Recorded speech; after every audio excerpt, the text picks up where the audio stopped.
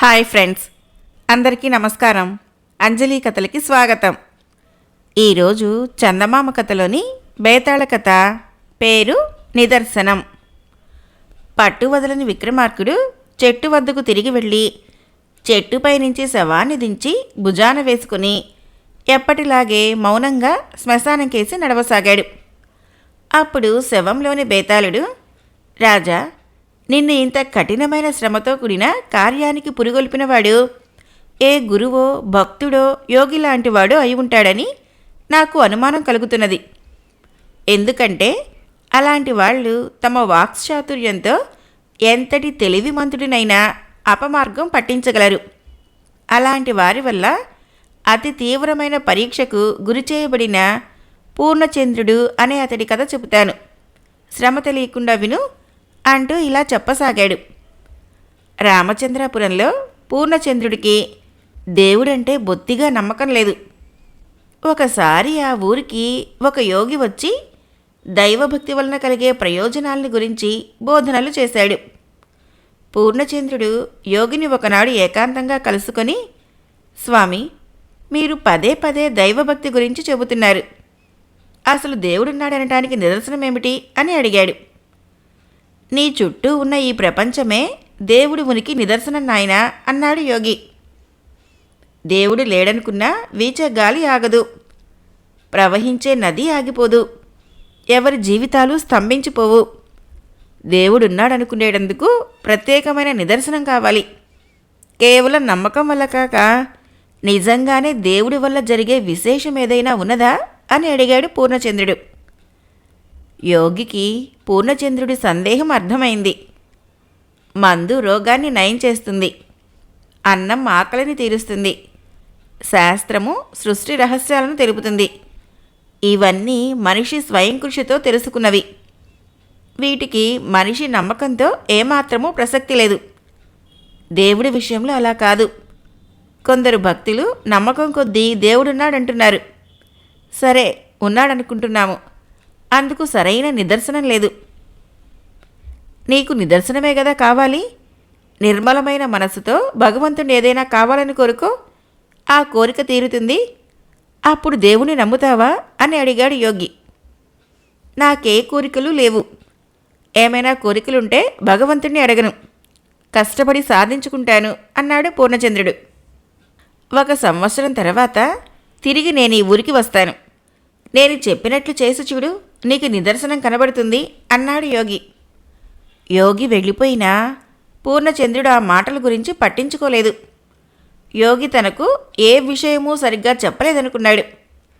ఇలా ఉండగా ఆ ఊళ్ళోని భాగ్యవంతుడికి జబ్బు చేసింది. ఎన్ని మందులకు ఆ వ్యాధి నయం కావటం లేదు. జాతక దోషం ఏమైనా ఉన్నదేమో అని ఆయన జాతక చక్రాన్ని పరీక్షించిన జ్యోతిష్కుడు, ఈ జబ్బు మందులకు నయం కాదు. నాస్తికుడొకడు ఆలయ ప్రవేశం చేసి నిండు మనసుతో ఈయన వ్యాధిని నయం చేయమని కోరుకుంటే భగవంతుడు ఈ వ్యాధిని నయం చేస్తాడు అని చెప్పాడు. ఆ ఊరు మొత్తానికి పూర్ణచంద్రుడు ఒక్కడే నాస్తికుడు. ఆ విషయం అందరికీ తెలుసు. భాగ్యవంతుడి బంధువులు కొందరు పూర్ణచంద్రుడి ఇంటికి వెళ్ళి విషయం చెప్పి వేడుకున్నారు. ఇది విని పూర్ణచంద్రుడికి ఆశ్చర్యమైంది. తను ఆలయ ప్రవేశం చేయటం లేదని ఆ భగవంతుడే నిదర్శనం చూపేటందుకు తన వద్దకు రప్పించుకుంటున్నాడా అన్న అనుమానం కలిగింది అతడికి. అందువల్ల ఇందులోని నిజానిజాలు పరీక్షించాలనుకున్నాడు. భాగ్యవంతుడి ప్రాణాలు రక్షించడం కోసం పూర్ణచంద్రుడు మరునాడు ఆలయానికి వెళ్ళాడు. భగవంతుడి విగ్రహాన్ని శ్రద్ధగా చూసి నమ్మకం ఏర్పరచుకొని, నువ్వే ఈ జబ్బు తగ్గించి కాపాడాలి అన్నాడు. మర్నాటికల్లా భాగ్యవంతుడి జబ్బు చేత్తో తీసేసినట్లు మాయమైపోయింది. ఇందుకు పూర్ణచంద్రుడు చాలా ఆశ్చర్యపడ్డాడు. అయితే అతడిని ఇప్పుడింకో అనుమానం బాధిస్తున్నది. ప్రార్థనలతో భగవంతుడు అందరికీ సుఖాన్ని ప్రసాదించగలిగితే ఈ ప్రపంచంలో ఇంకా ఇన్ని సమస్యలు ఎందుకుంటాయి? భాగ్యవంతుడి జబ్బు తగ్గటము దేవుడున్నాడనటానికి నిదర్శనం కాదని, అది కాకతాళీయంగా జరిగిన విశేషమని పూర్ణచంద్రుడు భావించాడు. కానీ అతడలా అని ఊరుకునేటందుకు వీల్లేకపోయింది. పూర్ణచంద్రుడి ప్రార్థన భాగ్యవంతుడి జబ్బు నయం చేసిందని తెలిసి ఎక్కడెక్కడి వాళ్ళు ఆయన ఇంటికి రాసాగారు. వాళ్ళ సమస్యలు వింటుంటే పూర్ణచంద్రుడికి మతిపోయినట్లయింది. ఈ ప్రపంచంలో ఎన్ని సమస్యలు, వీటిని తన ప్రార్థన పరిష్కరిస్తుందంటే అతడికి నమ్మకస్యం కాకుండా ఉన్నది. అయినా పూర్ణచంద్రుడు నిర్మలమైన మనస్సుతో వాళ్ళ సమస్యల్ని పరిష్కరించమని ఆలయంలోని భగవంతుడిని వేడుకున్నాడు. పూర్ణచంద్రుడి ప్రతి ప్రార్థన ఫలించింది. ఈ విధంగా పూర్ణచంద్రుడికి చాలా కీర్తి వచ్చింది. జనం ఆయన ఇంటికి ప్రతిరోజు తీర్థ ప్రజల్లా రాసాగారు.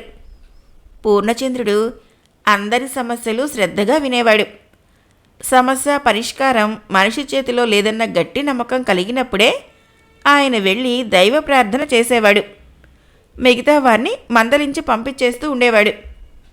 కొంతకాలం జరిగాక పూర్ణచంద్రుడి భార్య భర్తని, మీరు దైవ ప్రార్థన చేసి ఎందరి సమస్యలో పరిష్కరిస్తున్నారు, మీలో ఇంత శక్తి ఉన్నప్పుడు నా కోరిక ఎందుకు తీర్చరు అని అడిగింది.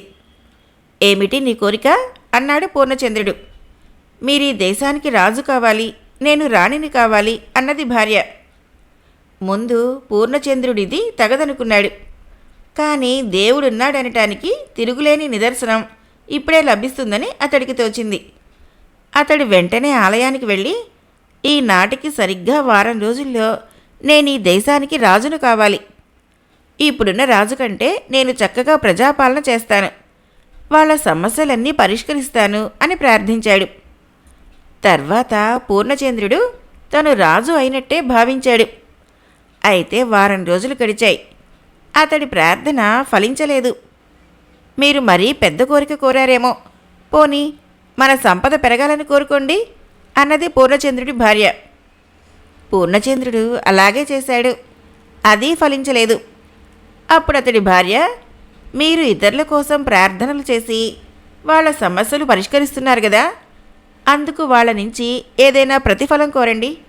అలా వాళ్ళిచ్చే ప్రతిఫలంతో మన సంపద క్రమంగా పెరుగుతుంది అని సలహా ఇచ్చింది. పూర్ణచంద్రుడు అలాగే చేశాడు. అయితే ఆ క్షణం నుంచి అతడి ప్రార్థనలు ఫలించడం మానివేశాయి. క్రమంగా అతని దగ్గరకు వచ్చే వాళ్ళ సంఖ్య తగ్గిపోయింది. బేతాళుడు ఈ కథ చెప్పి, రాజా, ఆలయంలో పూర్ణచంద్రుడి వల్ల వచ్చిన మంచి ఫలితాలు కాకతాళీయంగా జరిగినవనే దాంట్లో సంశయానికి తావులేదు కదా. అలా కానప్పుడు అతడు దేశానికి రాజు కావాలని చేసిన ప్రార్థన ఫలించి ఉండాలి. కానీ అది ఫలించకపోగా ఆ తర్వాత అతని ప్రార్థనలేవి సత్ఫలితాలనివ్వలేదు. భగవంతుడున్నాడనేటందుకు నిదర్శనం చూపగలనంటూ యోగి అతన్ని అపమార్గం పట్టించి మోసగించాడనే మాట నిజమా కాదా? ఇందుకు సమాధానం తెలిసి కూడా చెప్పలేకపోయావో నీ తల పగిలిపోతుంది అన్నాడు. దానికి విక్రమార్కుడు, ప్రథమంలో పూర్ణచంద్రుడు ఆలయంలో ప్రార్థన ద్వారా సాధించిన ఫలితాలు కాకతాళీయంగా జరిగినవి కాదు. అయితే అతడు స్వార్థబుద్ధితో తను రాజు కావాలని కోరినప్పటి నుంచి అతడి ప్రార్థనలకు విలువ లేకుండా పోయింది. దేవుడి మహిమలు నిదర్శనానికే తప్ప స్వప్రయోజనానికి పనికిరావు.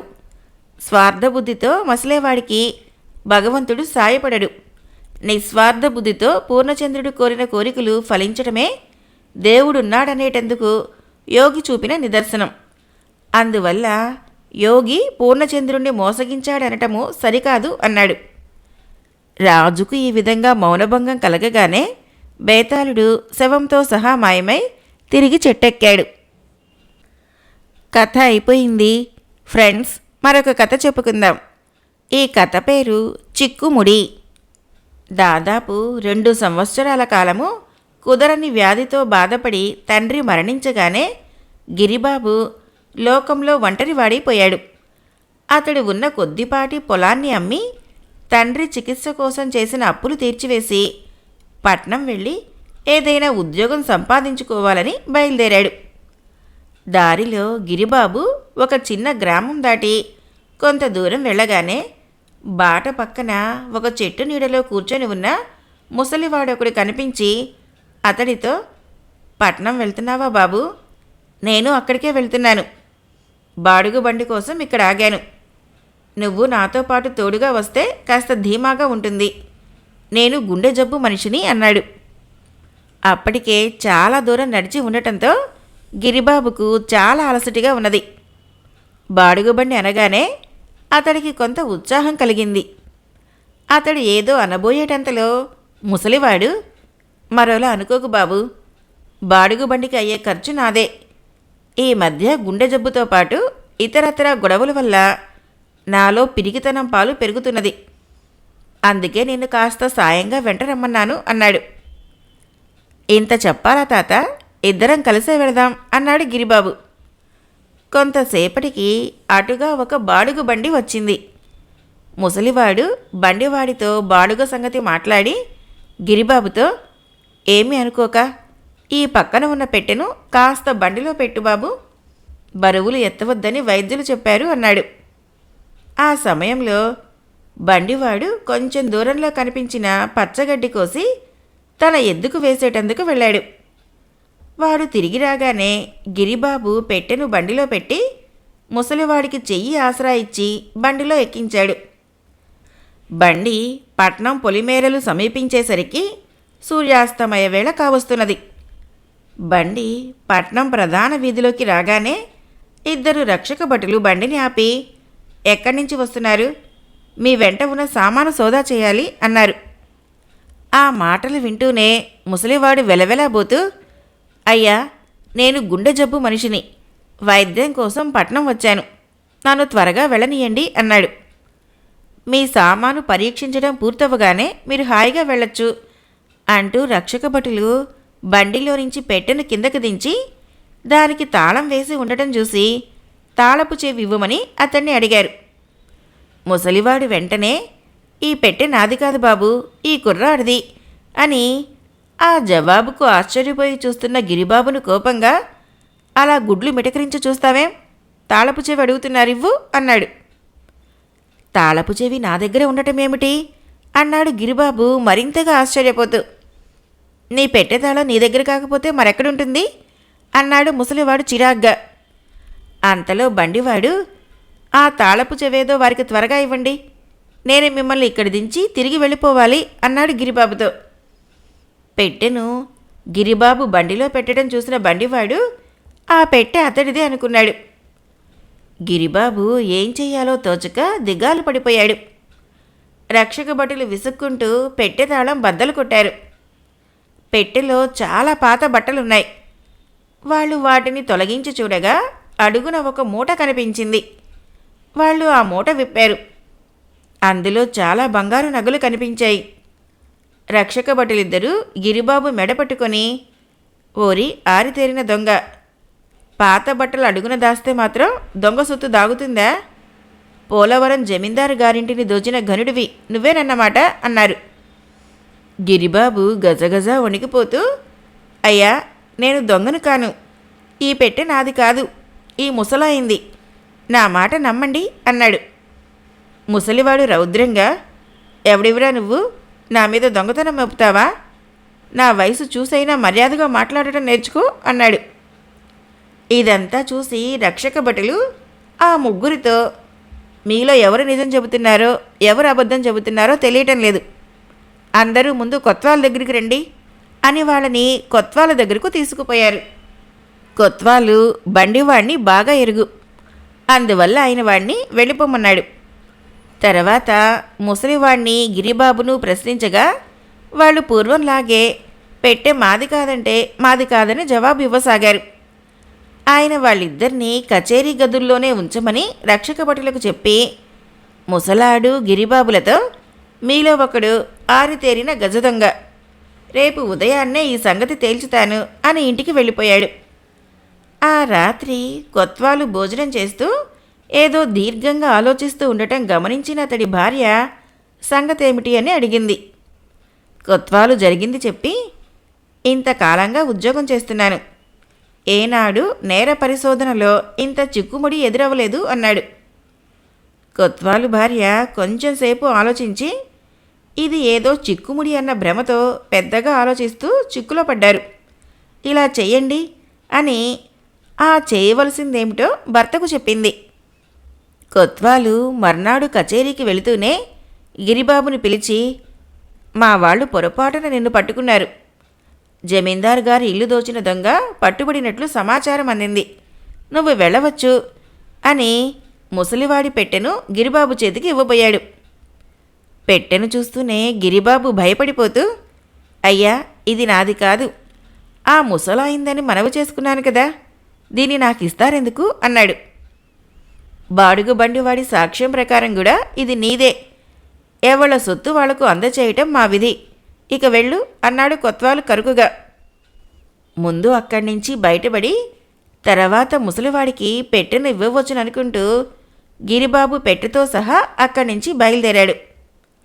గిరిబాబు అటు పోగానే కొత్వాలు ముసలివాడిని పిలిపించి, నిర్దోషులైన మిమ్మల్ని అనవసరంగా అనుమానించాం. మీరు ఆ కుర్రవాడు దొంగలు కాదని తెలిసింది. ఆ పెట్టెను కుర్రవాడికిచ్చి పంపించేశాను. మీరు వెళ్ళవచ్చు అన్నాడు. పెట్టెను తీసుకుని గిరిబాబు వెళ్ళిపోయాడని విని ముసలివాడు నిరాశపడిపోయి ఎలా అయినా వాణ్ణి పట్టుకోవాలనుకుంటూ బయలుదేరాడు. అతడికి వీధి మలుపు తిరగగానే ఒక ఇంటి అరుగు మీద పెట్టెతో సహా కూర్చొని ఉన్న గిరిబాబు కనిపించాడు. ముసలివాడు చప్పున పోయి పెట్టెను తీసుకొని, ఒరే కుర్ర వెధవా, 10,000 ఖరీదు చేసే నగలు తేరగా దొరికాయి, పట్టుకుపోదామనుకున్నావా అన్నాడు. గిరిబాబు ఏమీ తొణక్కుండా, నీ పెట్టె నీకు ఇచ్చిపోదామనే ఇక్కడ కూర్చున్నాను. కొత్వాలు ఇందులో ఉన్నది దొంగ సొత్తు కాదన్నాడు. అయినా ఈ పెట్టె నాదని రక్షక భటులకు ఆయనకు ఎందుకు చెప్పావో అర్థం కావటం లేదు. ఇక ఎవరి దారి వారిది.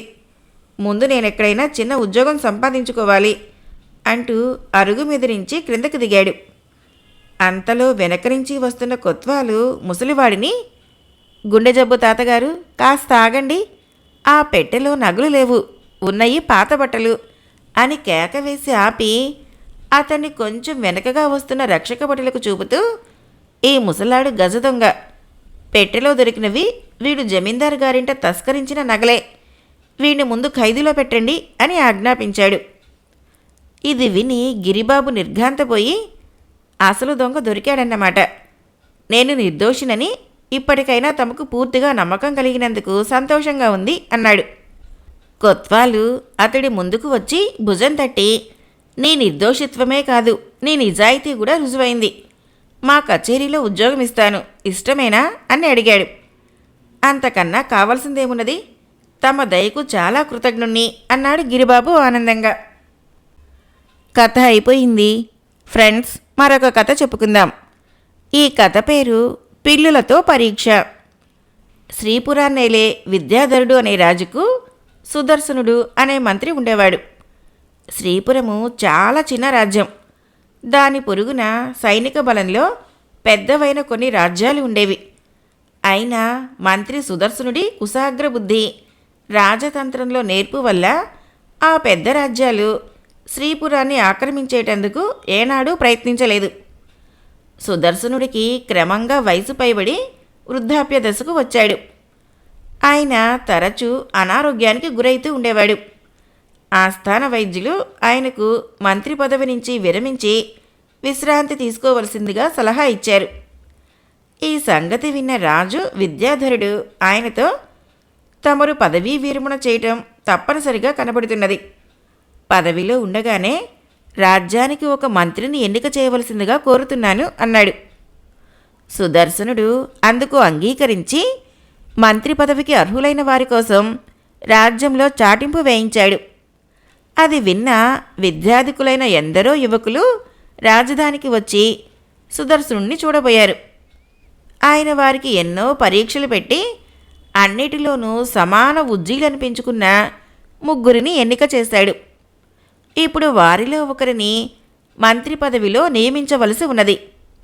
వినయుడు, చంద్రకాంతుడు, శ్రీధరుడు అన్న 3 యువకులను సుదర్శనుడు రాజు సమక్షంలో సభలో ఉన్న వారందరికీ పరిచయం చేసి సేవకుల ద్వారా ఒక్కొక్కరికి బాగా బక్క చిక్కిన ఒక్కొక్క పిల్లిని ఇప్పించి, మీరు 3 నెలల కాలం ఈ పిల్లుల్ని మీకు తోచిన విధంగా పెంచండి. అందుకుగాను ఖజానా నుంచి తలా 1,000 బంగారు కాసులు తీసుకోండి. 3 నెలల తర్వాత మీ పిల్లులతో ఇక్కడికి రండి అని చెప్పాడు. 3 నెలల తర్వాత వినయుడు, చంద్రకాంతుడు, శ్రీధరుడు తమ తమ పిల్లులతో సభకు వచ్చారు. వినయుడి పిల్లి చాలా బలిష్టంగా ఉన్నది. దానిని చూసి సభలో చాలామంది ఇది పిల్ల లేక వయసు వస్తూ ఉన్న పులిపిల్ల అనుకున్నారు. శ్రీధరుడి పిల్లి ఆరోగ్యంగా, పుష్టిగా కనులకింపు కలిగిస్తున్నది. చంద్రకాంతుడి పిల్లి మాత్రము మరింతగా బక్క చిక్కిపోయి చావటానికి సిద్ధంగా ఉన్నట్లు కనిపించింది. సుదర్శనుడు ఆ ముగ్గురిని పిల్లులను పెంచిన తీరు చెప్పమని అడిగాడు. ముందుగా వినయుడు, మీరిచ్చిన డబ్బుతో పిల్లికి పాలు, వెన్నెలతో పాటు పంచభక్ష పరమాన్నాలు పెట్టాను. అందుకు ఖర్చవుగా మిగిలిన 500 వరహాలు ఇవిగోండి అని అన్నాడు.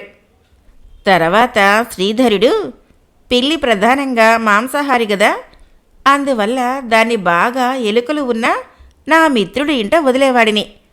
అయితే రోజు దానికి కడుపు నిండుగా ఆహారం దొరక్కపోవచ్చు అన్న సంశయంతో పొద్దుటిపూట పాలు పోసేవాడిని. అందుకైన ఖర్చు పోగా ఇవిగో మిగిలిన 900 బంగారు కాసులు అన్నాడు. చివరగా చంద్రకాంతుడు, పిల్లికి ప్రత్యేకంగా నేనేమీ ఆహారం పెట్టలేదు. అది చేతనైనంతలో తన ఆహారం సంపాదించుకుంటూ ఉన్నది. పిల్లి లాంటి నిరుపయోగమైన జంతువు మీద డబ్బు ఖర్చు పెట్టడం వృధా. ఇదిగో మీరిచ్చిన 1000 బంగారు కాసులు, వీటితో ప్రజోపకరమైన పనులు చేయవచ్చు అన్నాడు. సభలో ఉన్న వారందరూ చంద్రకాంతుడు మంత్రిగా ఎన్నిక కాగలడని భావించారు. కానీ సుదర్శనుడు రాజుతో, సభికులతో శ్రీపురానికి మంత్రి కాగల అర్హత ఉన్నవాడు శ్రీధరుడు అన్నాడు. ఈ మాటలు రాజు విద్యాధరుడితో పాటు సభికులకు కూడా ఆశ్చర్యం కలిగించింది.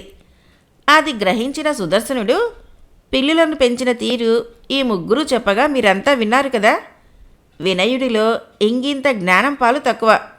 ఒక పిల్లిని పెంచేందుకు 3 నెలల కాలంలో 500 బంగారు కాసులు వ్యయం చేశాడు. ఎంతో బలంగా చురుగ్గా ఉన్న పిల్లి ఎలుకలను పట్టడానికి మించి చేయగల ఘనకార్యం ఏమీ లేదు. ఇక చంద్రకాంతుడి సంగతి, ఇతడిలో వివేకాన్ని మించిన పిసినారి గుణం ఉన్నది. మచ్చుకైన దయాగుణము, జీవకారుణ్య లక్షణాలు లేవు. ఇవి లేనివాడు ఒక రాజ్యానికి మంత్రిగా రాణించలేడు. పిల్లి చిక్కిపోతున్నప్పుడైనా దానికి సరైన ఆహారం దొరకటం లేదని గ్రహించి తగిన ఆహారం పెట్టవలసింది. ఈ పరీక్షలో 100కి 100 పాళ్ళు నెగ్గినవాడు శ్రీధరుడు. అతడు పిల్లికి సహజాహారమైన ఎలుకల కోసం దాన్ని తన మిత్రుడి ఇంట వదిలాడు. ఆ విధంగా దాని ఆకలి బాధ నివారణ అవ్వటమే గాక ఆ మిత్రుడికి కొంత ఎలుకల బాధ తప్పి ఉంటుంది. అంతేకాక ఎందుకైనా మంచిదన్న ముందు చూపుతో దానికి ఒక పూట స్వయంగా పాలు పోశాడు. మంత్రి అయిన వాడిలో ఉండవలసిన వివేకము, విచక్షణ జ్ఞానము అన్నీ శ్రీధరుడిలో సహజ లక్షణాలు అనటంలో సందేహం లేదు. అందుకే అతన్ని మంత్రి పదవికి ఎన్నిక చేశాను అన్నాడు. ఈ వివరణ విన్న సభికులు తమ హర్షామోదాలు తెలుపుతూ పెద్దగా కళతారధ్వనులు చేశారు. కథ అయిపోయింది. ఫ్రెండ్స్, నా కథలు నచ్చినట్లయితే మన ఛానల్ని తప్పకుండా సబ్స్క్రైబ్ చేయండి, లైక్ చేయండి, షేర్ చేయండి, కామెంట్ చేయండి. Thank you.